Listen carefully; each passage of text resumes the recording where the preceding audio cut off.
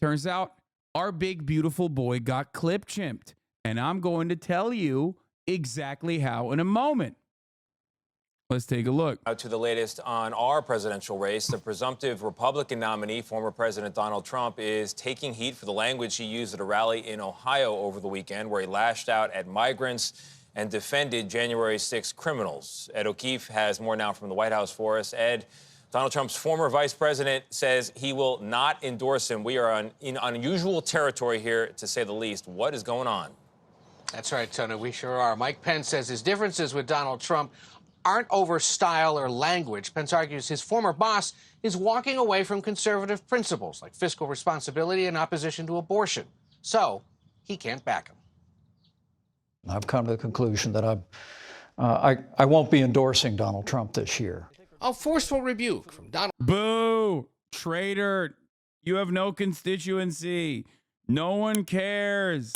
You suck. You abandoned our president in the moment that he needed you the most. You're a fake friend. You're a phony. We don't like you. Donald Trump's one-time vice president, Mike Pence. The reason why I won't endorse Donald Trump this year is because I see him departing from the mainstream conservative agenda. Beyond policies, the two have clashed over the January 6th attack on the U.S. Capitol. On Saturday, Trump kicked off an Ohio rally with support for the January 6th defendants. Can you see the spirit from the hostages? And that's what they are, as hostages. On Sunday, some members... Yeah, he called the J6ers hostages, which I think is awesome. He's an abolitionist, okay? That is my abolitionist king. Our prison's obsolete. Folks, let me tell you, we must focus on rehabilitative justice, because justice is what love looks like in public. That's right. That's right. Folks, release the hostages. He's a prison abolitionist only for white people? Yes. Of his own party criticized Trump's promise to pardon those convicted for actions at the Capitol. We're a nation of laws, and those folks were convicted. Many times they pled guilty. If you plead guilty, i.e., obviously you're not a patriot. Trump went on to stoke fear about criminals coming across the southern border. Well, I don't know if you call them people. In some cases, they're not people, in my opinion. And speaking about the auto industry and cars manufactured abroad, he said, we're going to put a 100% tariff on every single car that comes across the Look at this fucking dildo line, and you're not going to be able to sell those cars. If I get elected, now if I don't get elected, it's going to be a bloodbath for the whole, that's going to be the least of it. It's going to be a bloodbath. The Biden campaign criticized. Immediately they seized on it. They clip-chimped him, and they seized on it. And they were like, wow, he's saying there's going to be a bloodbath.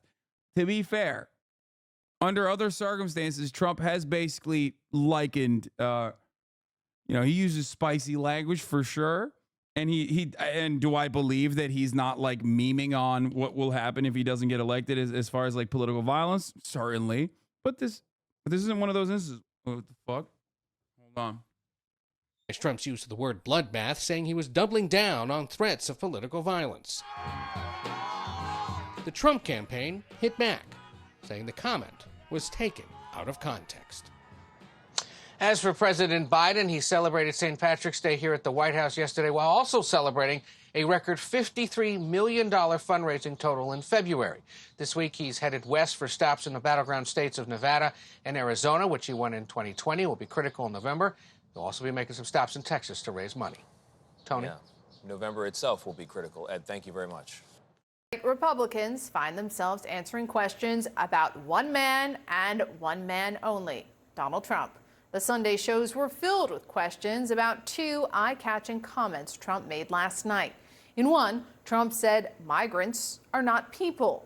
And in the other, he painted a dark future for the country if he does not win. We're going to put a 100% tariff on every single car that comes across the line, and you're not going to be able to sell those cars. If I get elected, now if I don't get elected, it's going to be a blood. I just had sorry, I just had someone randomly come to my house for house cleaning, and I was like, this is not the right house. They're at the wrong house. Never mind. That's what. No, it wasn't a solicitor. No, they showed me the address. It was the wrong address. Wrong door. It was the CIA. Yeah, dude, the CIA is a tiny Latina abuelita, okay? The CIA has many different methods. It's certainly not a 5'1" tiny little lady. She's an asset.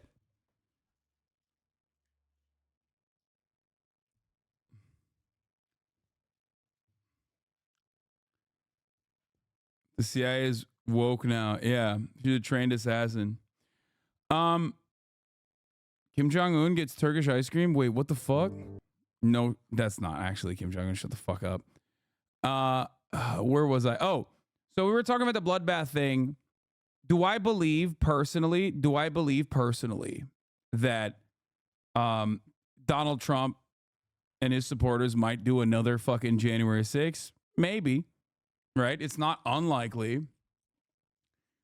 But he's not fucking talking about that here. He's saying like it's going to be a bloodbath for you economically, okay? It's obvious. The actual spicy language that he utilizes is not even spicy. It's just straight Nazi language that he utilizes when talking about undocumented immigrants and immigrants alike, where he basically fucking said in that same speech moments prior to this that like these guys aren't human, okay? How the fuck do you not get mad at that, but you get mad at like it's going to be a bloodbath if you don't fucking elect me? Because Democrats also are like, no, he's right on that. Like he's going full fash saying they're not people. And the Democrats are like, I can't believe he said it's going to be a bloodbath if he's not elected, because of the EV tariffs. It's very frustrating. Okay? It's very, very, very, very frustrating. I think a trade war with China is kind of spicy, if not dehumanizing. Well, wait, what? No, it's just there's limits to what he can and can't do. Look at that dude at the rally behind Trump with the red tie, black coat, and glasses. Is that the most incel-looking motherfucker you've ever seen? Yes. He has the blockiest head I've ever seen in my life, too. Bath for the whole. That's going to be the least of it. It's going to be a bloodbath for the country. Now, of course, we don't have to think about what could happen if Donald Trump doesn't get elected and the bloodbath that might ensue, because he is going to get elected. Unless the Democrats change course dramatically, okay, he already is going to get elected, so you don't have to worry about what happens when he doesn't, okay? You should start worrying about what happens when he does. Here to talk about that and much more, Democratic strategist Maria Cardona and Republican strategist Alice Stewart, both CNN political commentators and co-hosts of the podcast Hot Mics from Left to Right. Thank you for being with us. All right, Alice, I want to... Damn, bro, they get podcasters up there, but I'm not up there. Get the fuck out of here, CNN. Ryan Grimm and Aaron Rupar went to war over this clip. Oh, this is funny. So do I have the straight? Trump said if he's not elected and we don't put tariffs on Chinese EVs, there will be a bloodbath in the auto industry, and that's reported as him saying there will be a general bloodbath. Headline writers, don't outsmart yourself. Just do Trump promises bloodbath if he doesn't win election. No, you don't have that right, but that's very on brand for you, so that's not what he said. I heard it in the clip. That's what it sounded like he said. I don't like Trump, but pretty sure Ryan got it right in what he said. Nope, when he says it'll be the least of it, he's referring to cars. The bloodbath of the whole country is not about cars. This is awesome. This is a perfect rehashing of 2016. Trump says something purposely incendiary. Liberals don't just like focus on all the other incendiary shit that he said that's like directly tangible policies. Liberals jump the gun and say, see, he used the term bloodbath. he means like they're going to do J6 style bloodbath. Okay, this time it'll be J6, but J7 and J8. Okay, it'll be like October 7, but for America. And then Trump and his supporters go, fake news. That's not what he was saying, because it literally wasn't what he was saying in that situation. And the irony, of course, is that he has basically said that, you know, there will obviously be moments like of political violence on numerous other occasions. So like liberals feel galvanized in defending that position. They feel like of course he's going to do political violence. He's said it many, many times over, right? And then we consistently get like all those fucking moderates to be more polarized that were already like begging to fucking vote for Trump anyway. They were looking for any out. And rehash the 2016 cycle over and over again. Hyper-focus on Donald Trump's incendiary statements in the wrong ways. Okay? Hyper-focus on Trump's incendiary statements, not the actual ones that are like tangible and reflect his policy outlook. Okay? And then we have a semantics conversation over and over again. No, when he says that'll be the least of he's referring to cars. The bloodbath of the whole country is not about cars. I get why MAGAs and anti-Trumpers are muddying the waters, though. You can't be this stupid, so you must be lying. So you acknowledge that the first bloodbath was indeed a reference to the economic damage of the auto industry. Bloodbath is a common term for financial catastrophe. This obvious context when he talks about the rest of the country clearly shows he's claiming similar economic catastrophe will hit the whole country and the auto industry will collapse. It will be the least of it. Then he goes back to talking about the auto industry. Trump is a dangerous lunatic, but you're just flat out lying here, or just dumber than I ever thought. Pathetic. Ryan, he's saying that if he loses, there will be a bloodbath and the auto industry will be the least of it. It doesn't take a genius to listen to the clip and figure that out, but I'll leave the tortured anti-Trumpism to you. It's your specialty. It is impossible to listen to, or like the notion that we have to have like a separate category for anti-Trumpism is so dumb, because Ryan is not pro-Trump. I am not pro-Trump. Ryan, in this instance especially so, is just simply pro-truth. You are saying, you don't want to say that. You don't want to say that like you're actually reading the fucking statement. Okay? You're reading the statement as it's intended. And that is like because you don't want this to be weaponized by the trumpets, okay?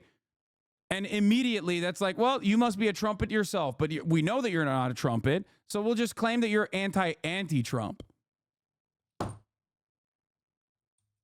It's very stupid. You can interpret it both ways. I agree with your point, but there's no truth. No, the point is, Trump has already talked about political violence time and time again. Trump has also led to political violence. He literally talks about the January 6th prisoners that went to jail for doing an insurrection as hostages.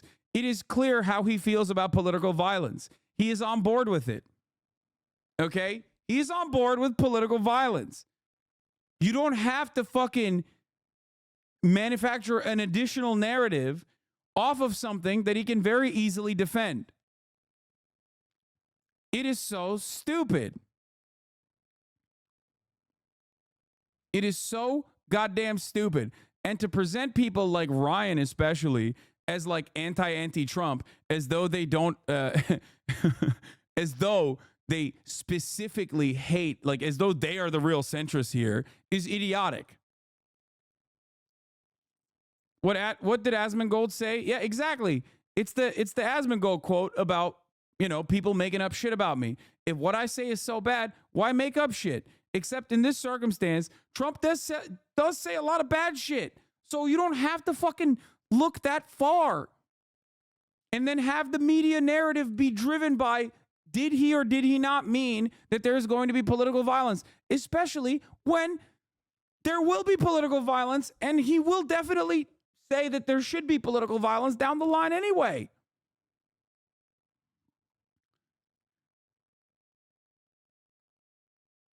That's why it's so stupid. It doesn't make any sense. It is impossible to listen to that or read it and think he meant anything other than financial bloodbath. You think by lying like this, you're helping Biden, but the irony is that you are the one here, not me, that is actually giving Trump a boost. I 100% agree with this, by the way. You're further discrediting legitimate criticism of him and insulting the intelligence of people who can watch the clip themselves and speak the English language. You are helping Trump and hurting Biden, the very opposite of your intent.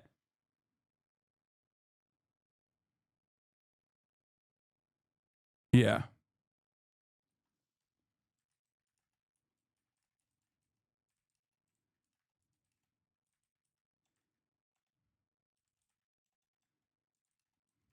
Oh my God, I can't even fucking type beautiful.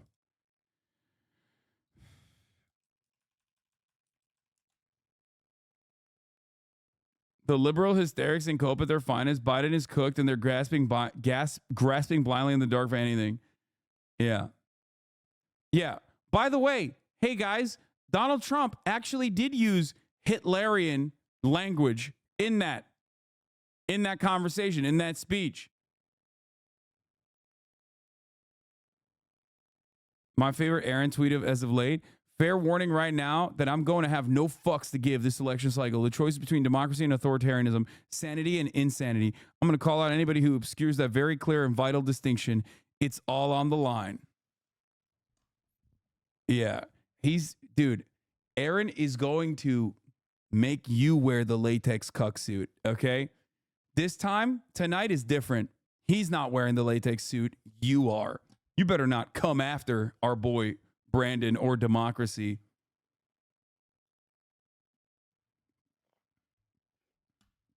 I love Aaron. He's great.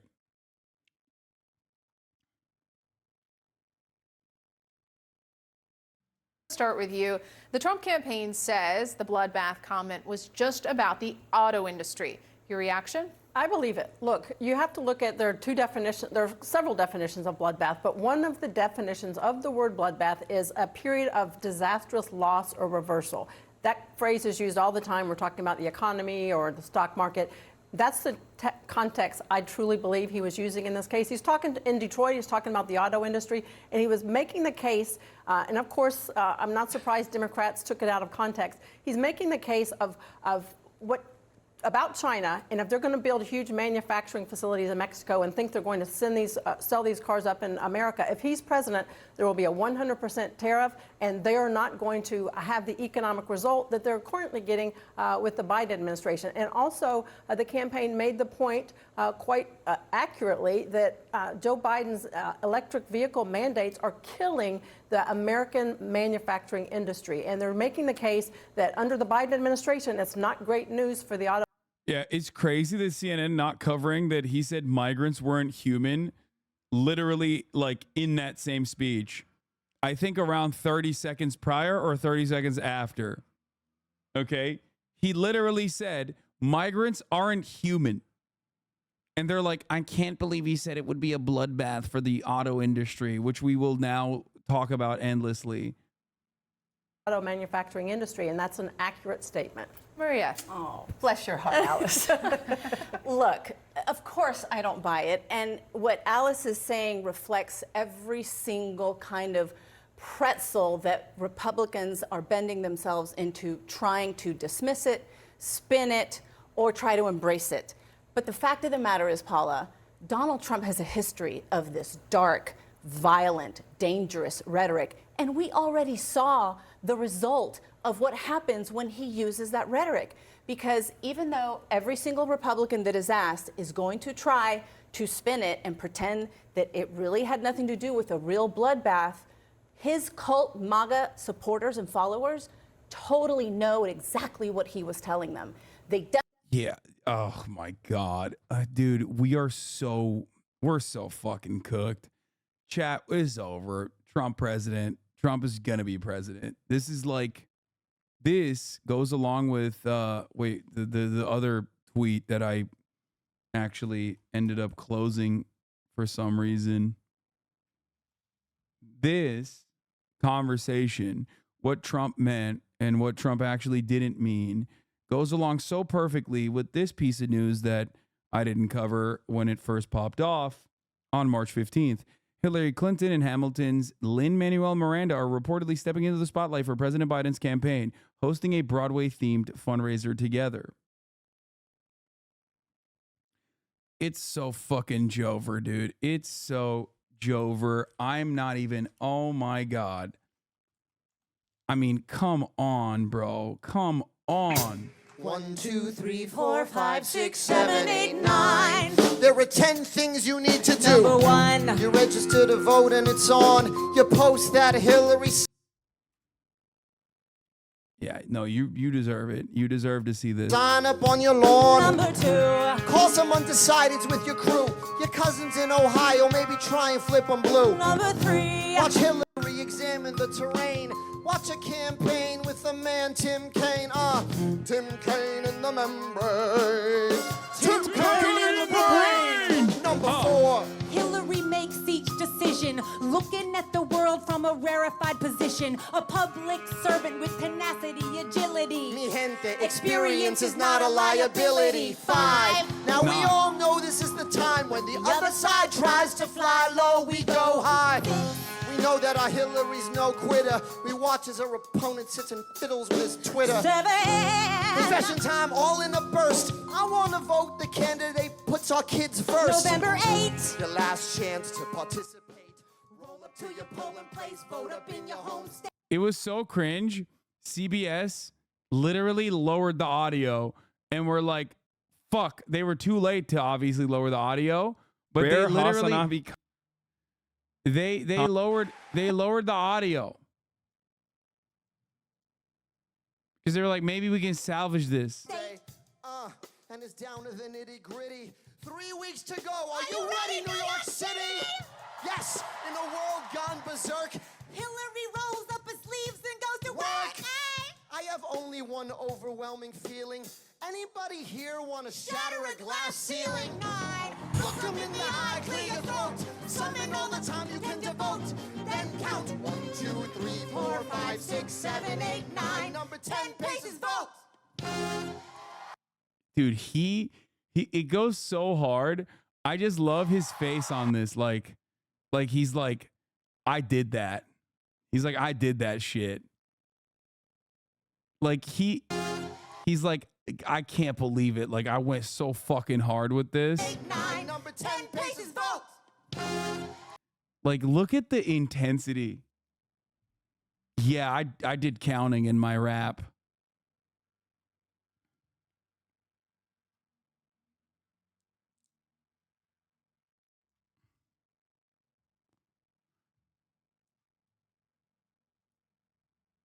God, it's so sick.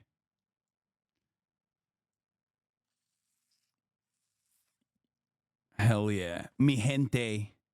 This is your 9/11. No, 9/11 is my 9/11. This is just the best. I don't understand. What are you guys talking about? Like, this was fucking awesome. Demonstrated that on January 6th, and the only thing that Trump said is, come to the Capitol, it's going to be wild, we have to take back our country.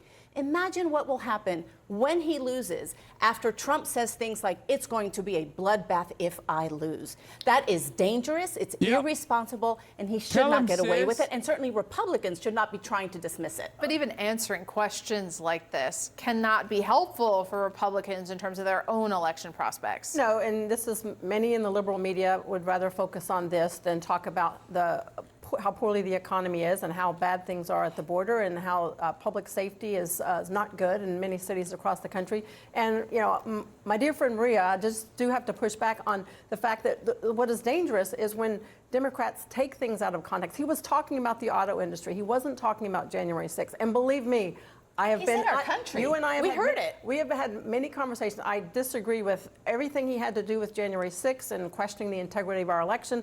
But in this context, that's not what he was talking about. But Alice, do you really think that his followers, let's give him the benefit of the doubt and say, okay, what you are saying is what he meant. You know his followers are not going to take it that way. He, as a prospective president, should understand that. And this is where the massive failure is for him and for Republican followers and elected officials who understand just how dangerous that is. Let's bring in our panel. David Frum, staff writer for The Atlantic, CNN contributor Lulu Garcia-Navarro, and Jason Osborne, former senior communications strategist for the 2016 Ben Carson campaign. Thank you all for being here this morning. David, I'm going to kind of let you go first here. The weekend sort of back and forth around this really seemed to center on, a lot of the president's defenders saying, look, he was being very specific. It was about the auto industry. This is all being mischaracterized. I want to just play the whole clip just so that, no one can accuse us of not showing the entirety of what the president said about this. It's a little bit of a longer version than what we just showed. Let's watch it, and then I'd like your reaction. Watch. If you're listening, President Xi, and you and I are friends, but he understands the way I deal, those big monster car manufacturing plants that you're building in Mexico right now, and you think you're going to get that, you're going to not hire Americans, and you're going to sell the cars to us. Now, we're going to put a 100% tariff on every single car that comes across the line, and you're not going to be able to sell those cars. If I get I love that they are like doing their quote unquote due diligence by showing the full context, only to like relitigate it over and over again, which makes it so fucking stupid. It makes it so dumb. Like, you already diminished the importance of the statement. You show the fucking full context, and then you still argue over it. And I guess it's because I feel like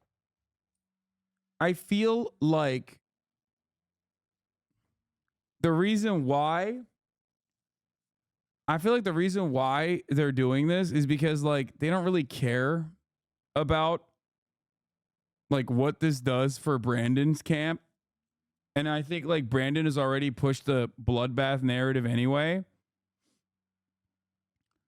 So they don't give a shit. Like, they think this will be a ratings boost because like triggered conservatives will come in and watch to be like, oh, you guys are so stupid. So like, I get why CNN does it, but like when Aaron Rupar, who thinks he's like a loyalist Fedayeen for the DNC, is doing this, he doesn't realize that he's like playing into exactly what Trump supporters love, which is, oh, you're so fucking stupid. You went in, you activated my trap card. You're literally fake news media. You're lying about Donald Trump again. There are plenty of instances where Trump fucking says unhinged shit. elected. Now, if I don't get elected, it's going to be a bloodbath for the whole. That's going to be the least of it. It's going to be a bloodbath for the country. That'll be the least of it. But they're not going to sell those cars. What's he doing here? Well, Trump's brain is a little bit like pudding. Things slop around and don't cohere into any precise shape.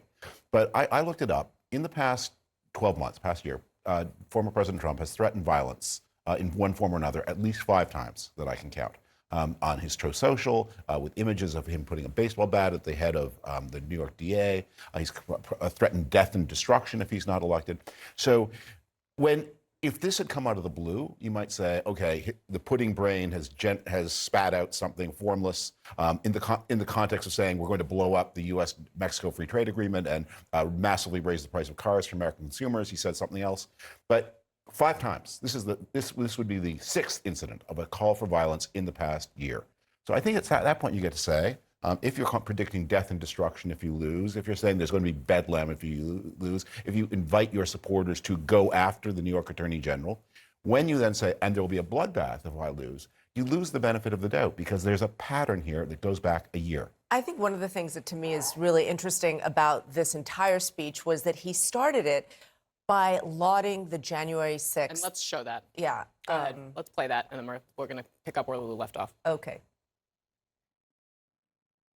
Ladies and gentlemen, please rise for the horribly and unfairly treated January 6th hostages. You see the spirit from the hostages, and that's what they are, is hostages.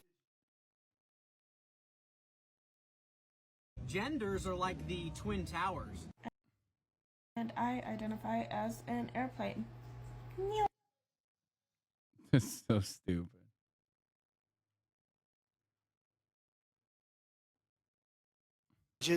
They've been treated terribly. Unbelievable patriots, and they were unbelievable patriots and are. Criminals who attack police officers on their way into the Capitol. Continue. Precisely. And so this was a violent insurrection. And so what he's doing there is setting the stage. He's starting his campaign rally there by saying, hey, these people didn't actually do what they did. They were patriots. They are, you know, politically persecuted.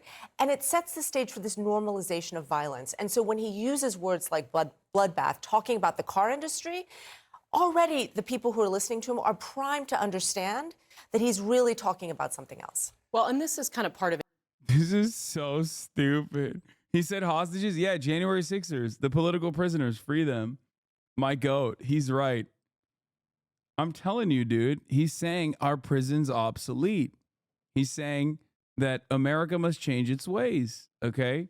He's a prison abolitionist. First Step Act, anybody? Remember that one? Of it too. I mean, in the lead up to January 6th, there's plenty of clues, right, along the way that this is what he was asking people to do because there was an audience that was hearing him in a certain way. Jump in, offer your thoughts. The funniest part about this is like, dude, getting mad at this.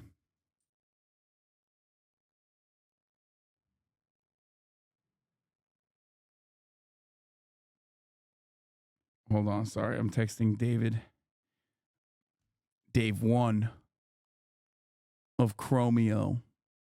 I'm going to have him on the broadcast talk about Israel Palestine. Hopefully this week. And we're trying to figure out if we can have P Thug on too. That's right. My fucking goat. A-Track's brother. No, not David From. Yeah, I'm texting David From. I think old heads remember David Maklowicz is my king, my goat. Love him.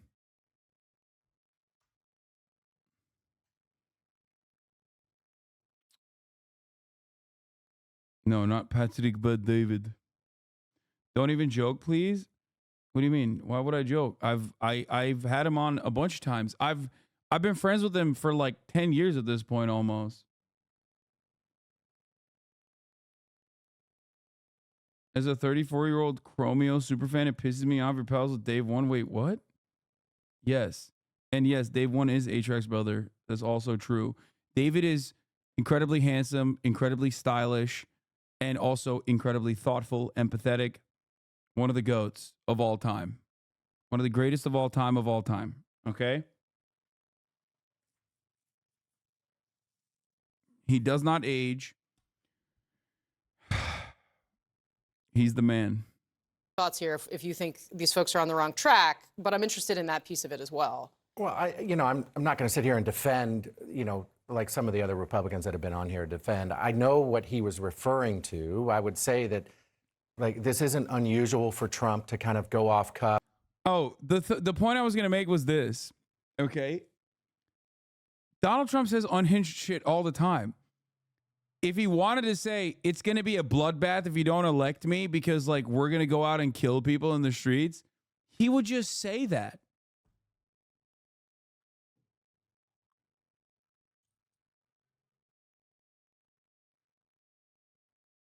It's so stupid. Like, what the fuck are we doing? And probably next week he will.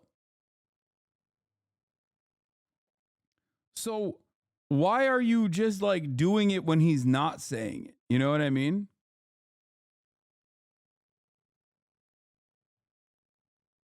It's very, very, very dumb.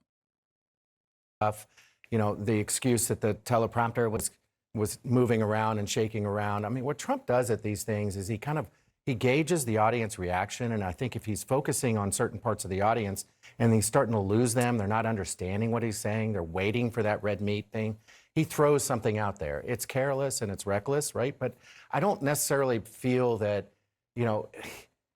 there's a half-truth to everything that he says, enough so that it reinvigorates what he's thinking is the base, right? And you're hoping that at some point he switches to a general election strategy, but in the back of his mind, he feels like these rallies are kind of boring if he focuses on policy discussions, et cetera.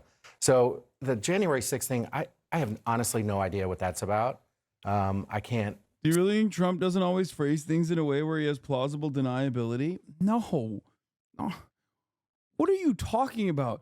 He just said in the same speech that migrants are not human. Like, I don't think he was trying to do like a 5D chess move here. He's not that smart, dude. You guys are making him like out to be a much smarter individual than he actually is. And even if he is smart, he's just like, he doesn't give a shit. Your daughter's awake, give her a treat. I already did. Sit here and say that that's a great thing to start talking about. He's already got those folks in his camp. So move on and try and add voters that you lost in 2020 and then the millions of new voters that he needs to get in order to defeat Biden. Former Vice President Mike Pence joins us in person in studio. I like that in that entire conversation, they like their takeaway is the silliest shit once again. Like he's literally here. I'm gonna man, come on. You know he knows how to read the room better than anyone. Couldn't this be his way of pouring a bit of gas on the fire? He knows how to manipulate so well. Guys, Donald Trump will in the upcoming months absolutely make further inferences to political violence. I promise you. And they will be directly, and those inferences will be direct. They will not be while he's talking about fucking cars, okay, and EVs and China. They will be directly within the context of January 6th. Okay?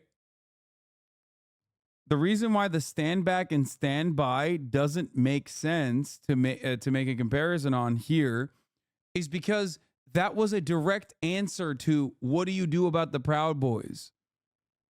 This was just him talking about, like, this is the usage of the term, it's going to be a bloodbath, while talking about the fucking car manufacturing.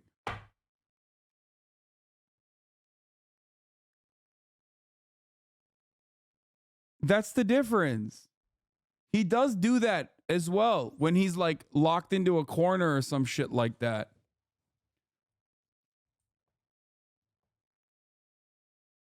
Yeah, Chad is forgetting that in 2016, Trump was he's just straight up saying it candid that motherfuckers never had to hide shit. Yeah. Stop making excuses for Trump. I just want Trump to win because I love him, okay? I know. I love him. I want to keep running 3-minute ad breaks at the top of the hour. And Trump will make sure that I, keep running ad breaks at the top of the hour every hour. And Trump will also make sure that you can still subscribe, he told me, for $5 or for free. I think you're being a bit derivative and oversimplifying this. Doesn't matter what he said. It matters what his followers heard, and they heard fucking bloodbath.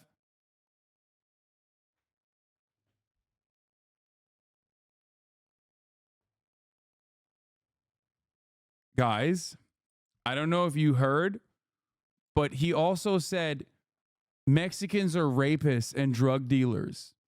And he said that they're dumping their insane asylum people and prisoners into the country. They're invading the country and they're not actual humans. That's what he said. Those were direct. Okay? Like, way, what the fuck is happening? Why are people being so obsessed with being fair to Trump? Because this is not about being fair to Trump. It's not about being fair to Trump at all. It's about what the media attention is being placed upon. And I suspect it's being placed upon the bloodbath narrative because liberals agree with the immigrant rapist narrative now.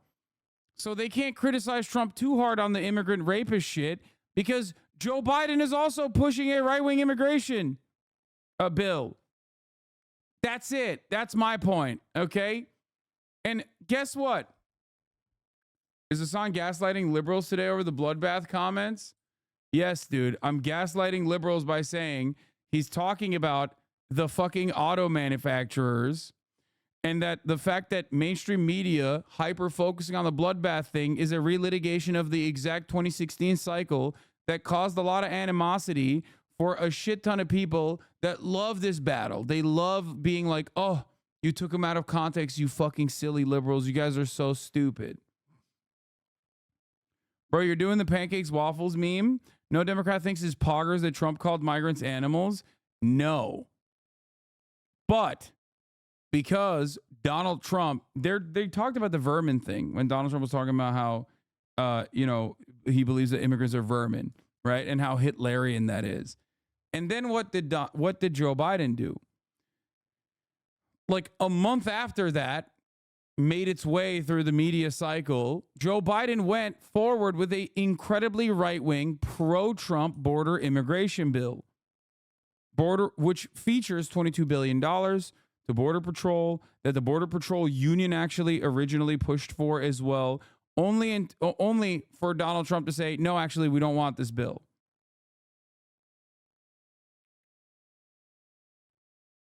Again, take you so long to get to your actual argument.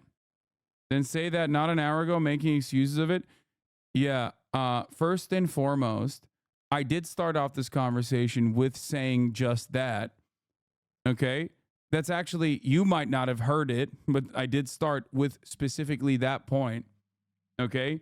And that was my major focus over the coverage. Now we're just like kind of reacting to liberals being silly about it.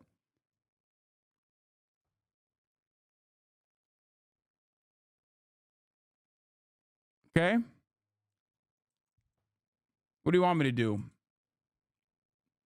If I covered the news in the way that, hoping that like, you know, I'm giving you all of my takes in that very moment that you come into the chat, I would just keep repeating the same news story and my take on the same news story for fucking in perpetuity for the entire fucking broadcast. I would just be repeating the same fucking talking point over and over again, nonstop.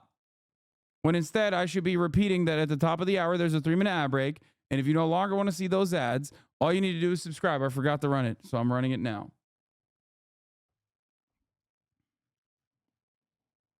This guy's in a rush somehow watching a Twitch stream. Yeah.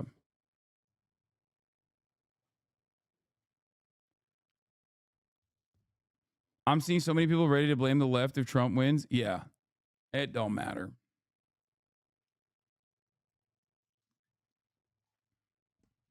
Good morning to you and happy St. Patrick's Day. Good morning, Margaret. Good to be with you. There's a lot to get to with you today, but I want to begin with some remarks Mr. Trump made yesterday at a rally in Ohio. He walked onto the stage to a song recorded by a choir of prisoners facing charges for their role in the violence of January the 6th. Take a listen. You see the spirit from the hostages, and that's what they are, as hostages. They've been treated terribly and very unfairly, and you know that, and everybody knows that. And we're going to be working on that soon as the first day we get into office. We're going to save our country, and we're going to focus on this. This part is nuts. I mean, this part is, I think, not as insane as the immigration narrative, immigration rhetoric, but it is pretty funny. work with the people to treat those unbelievable patriots, and they were unbelievable patriots and are. I know in the past you've said Mr. Trump's reckless words endangered you and your family on that day.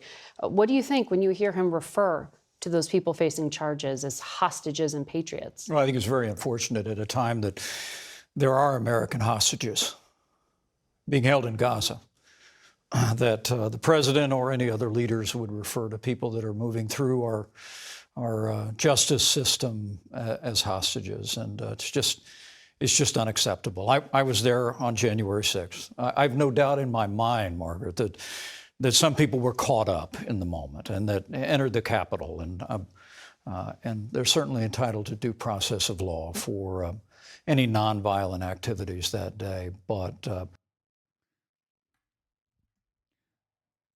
he's a victim of clip chimping. Yeah, they keep clip chimping on our boy, dude. I'm fucking pro-Trump now. I take it back. I was going for the RFK Unity ticket with Jesse the Body Ventura, but now, honestly, maybe I'm in support of our boy Trump, our big, beautiful boy Trump. They're clip chimping him, and I, as a victim of clip chimping, the assaults on police officers, ultimately an environment that claimed lives, is something that I think was tragic that day, and I'll never diminish it. And the legal system is processing these individuals through and giving them trials. I wonder what you think, though, about Mr. Trump and whether the public needs to hear and see some of the evidence in regard to the federal charges related to his alleged role in January. You guys want to know what the craziest thing would be? I'm going to put my tinfoil hat on now. Okay.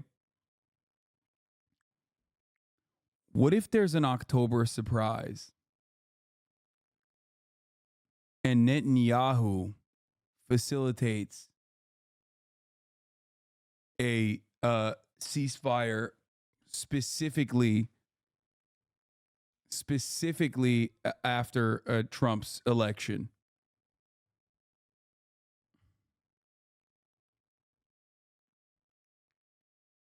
Yeah, I should play the fucking song. Hold on.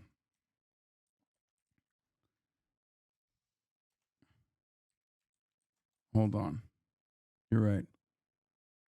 What's the song? Isn't it called Paris?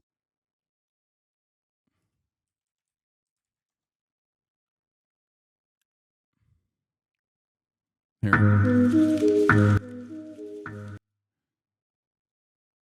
What the fuck?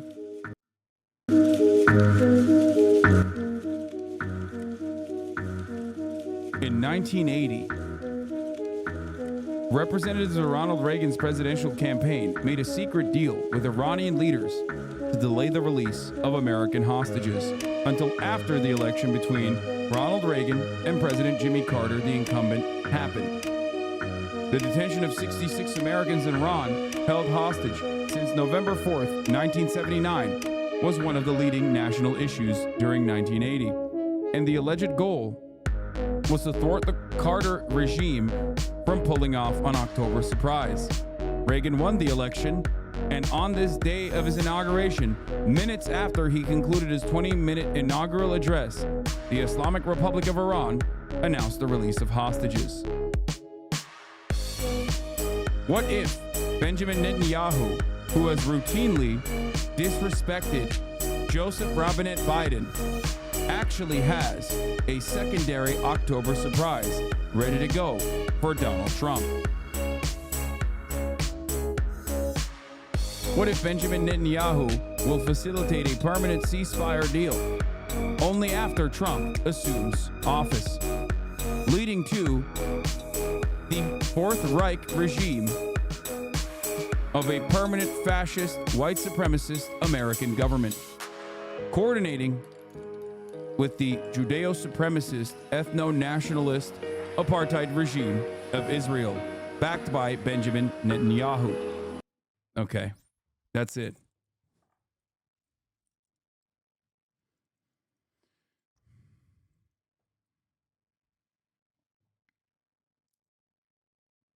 I'm still confused. What did Mike Pence really do to betray Trump? What was he expected to do? Not American here. Delay the certification of the votes, the certification of the ballots. It's just like stupid institutional bullshit. It would not really have changed the outcome.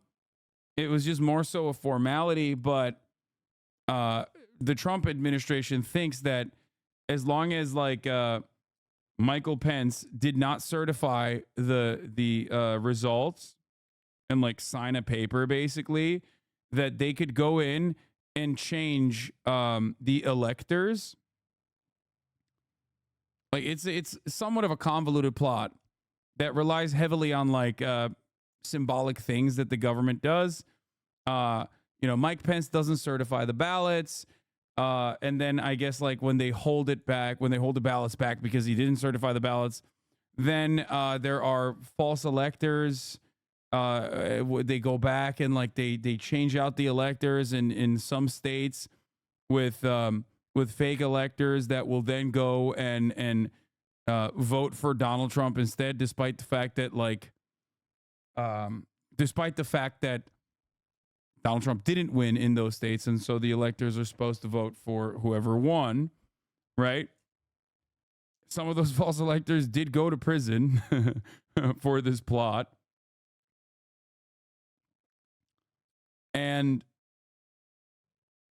I guess they thought that it would somehow make people forget the election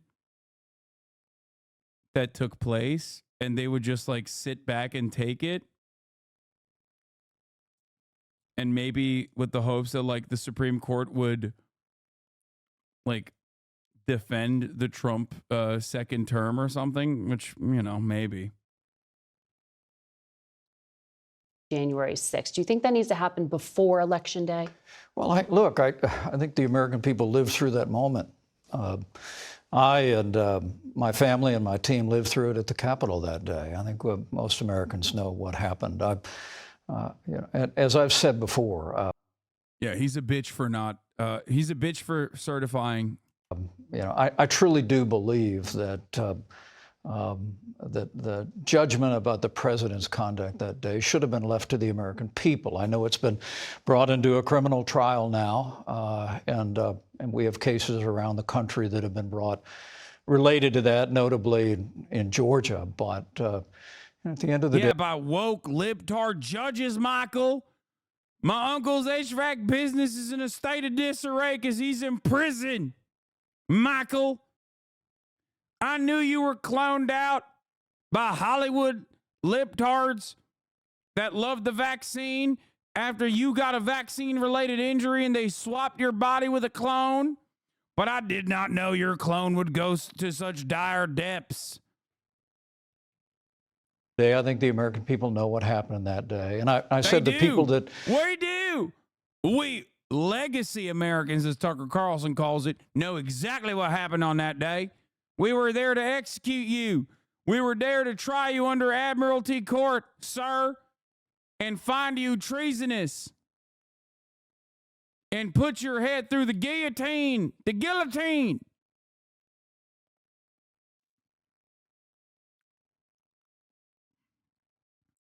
Why do you think Pence didn't go with it? He knew it wouldn't work, so he basically didn't have nothing to lose by playing along?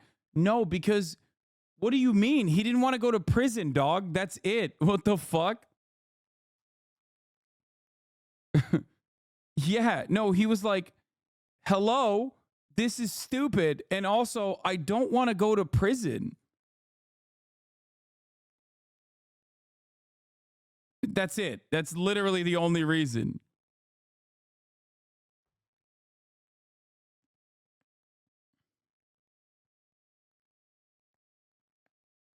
The people that ransacked the Capitol need to be held to the fullest account of the law, and I believe that they are. But Chatters, him not doing this gets him a book deal and also allows him to save face for all of the genuine awfulness of the Trump administration that he played a significant role in.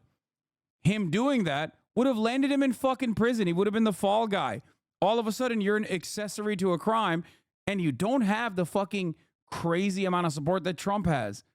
Who's gonna be in Michael Pence's corner after that? He's the Koch guy anyway. He's the guy that the Koch brother wanted in the administration to like ensure that they were still getting the wishes of the Republican donors addressed and heard and followed through on. He doesn't have any real support. His responsibility for the administration is not to like Donald Trump, but to his wealthy benefactors.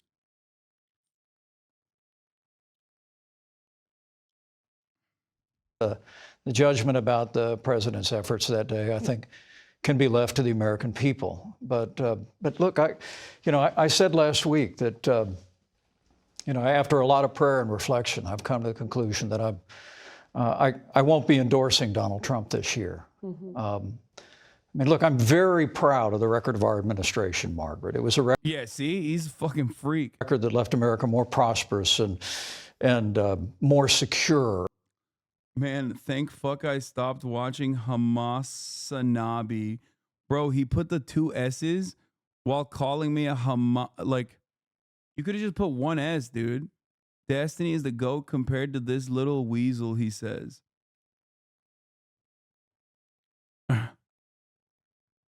HasanAbi with 2 S's. Bro, for such a massive platform, Elon bought it for pennies. The amount of direct and indirect influence he...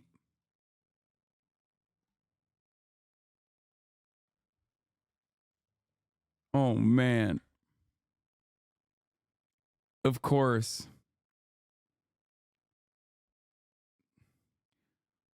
my smartest long-term supporters. What is the mod comment? Context warning, planting bomb in Valo. Unbanned, watch for dumb boomer memes and jokes. Sorry, my bad. I want to see the chat again. Sad. Oh, we were planning. Oh, no, he was a gaming watcher. We can't leave this one. We can't lose this one. I'm not banning him. He was watching me play Valorant, guys. I know he said Allahu Akbar. So obviously we understand exactly why he left this community post October 7 and became a Mr. Bornatello supporter with a 2013 account.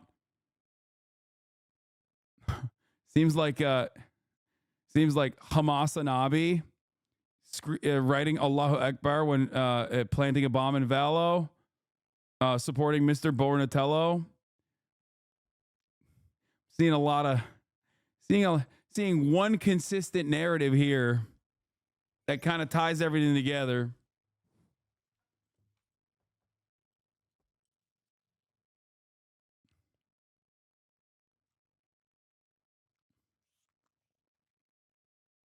You don't even game anymore? Yeah, because we lost all these guys because we kept banning them.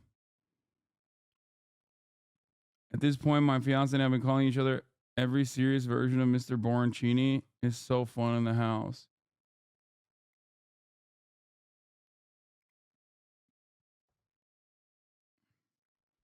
He was saying that shit in 2022 before our actual October 7. Yes, my point is he was an Islamophobe back then, and he still is an Islamophobe now. That's my point.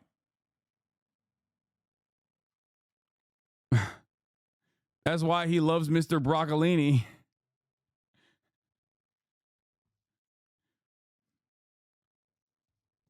He was like, I need it. I need someone to give me that. I need someone to tell me my fears are just. and our liberties and the sanctity of life stronger than ever before in my lifetime. But you've said Mr. Trump's walked away from conservative Well, principles. I do. I said it during my presidential campaign. The president and I have profound differences, and many Don't assault Broccolini. I love Broccolini. people think it's just over January 6th. And frankly, the fact that the president continues to insist that I had the right to overturn the election that day is a fundamental difference. But I want to be clear that, I've forgiven the president in my heart for what happened that day. As a Christian, I'm required to do that. I've prayed for him in that regard. Okay, I can't watch this fucking idiot any further.